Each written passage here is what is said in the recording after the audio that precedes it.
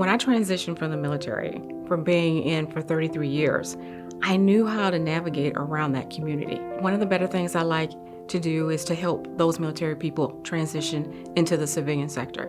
Being in the military, you're so blessed to be able to go to the physician or have somebody take care of your needs 24/7. Sometimes when people get out, they don't know how to navigate that, how to get to those resources that they need. She is one of the hardest working, kindest people you'll ever meet. She is who you want at your back. She's who you want out front. She is such a leader, and she doesn't know the word no. I mean, anything you ask her to do, you know that she will do, and it will be done right, and it will go beyond whatever your expectations may be. Prior to my last tour here in Naval Hospital Jacksonville, I was fortunate to be the executive officer at the hospital in Cuba at the naval base. So these were folks who back in the 50s and the 60s decided they were going to go ahead and cut their ties with Cuba and work with us. Our job was to take care of them in their elderly years and give back to what they gave so much to us. I would hear them, and I would come in as a nurse and I'm making my rounds, and I would hear them say, "Miss Paulita, is that Captain Paulita?" That would just still warm my heart. You see her and she just makes you want to smile and lights up whatever room she's in. She's a very unique person, and I'm so blessed to be able to call her my friend and be able to work with her. I believe in having pets. So I have my cat, his name is Magic. I like to call him a cat dog. If you know anything about Maine Coons, they're not your average kind of domestic cat. He plays fetch, he gives you a high five, he talks a lot.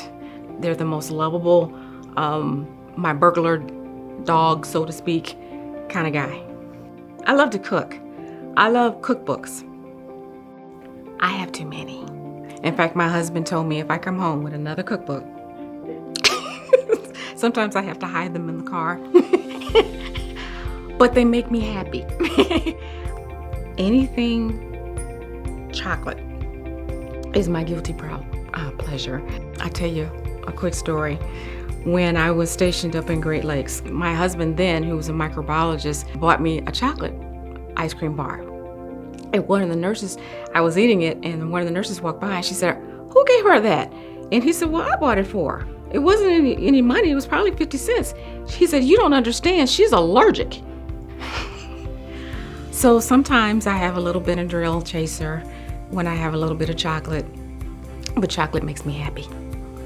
Oh, she makes a difference every day. And she makes a difference not only for our military patients, she makes a difference for our nursing leaders, for my team. There are a lot of military members who have gotten out. And sometimes when those military benefits stop, they don't know where to go and continue on with those services. And that's where Volunteers in Medicine can help, because they do have professional mental health providers on their staff to help them with maybe counseling, medicine, a combination of both, and also to use those other resources out in the community.